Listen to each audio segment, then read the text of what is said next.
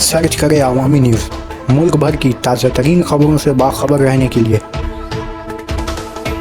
Subscribe करें हमारे channel को और बेल आइकन ज़रूर दबाएं।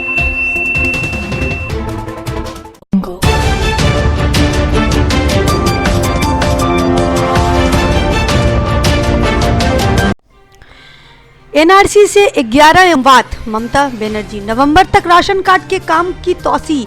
मगरबी मदनीपुर 25 सितंबर मगरबी मदनीपुर जिला में इंतजामिया की खुसूसी मीटिंग के बाद वजीर आला ममता बनर्जी ने बताया कि एनआरसी से रियासत में खौफ व दहशत की वजह से 11 अफराद अपनी जान गंवा चुके हैं, क्योंकि इनमें से बेशतर अफराद ने अपना रिकॉर्ड नहीं रखा था या अपने दस्तावेज गुम कर दिए थे।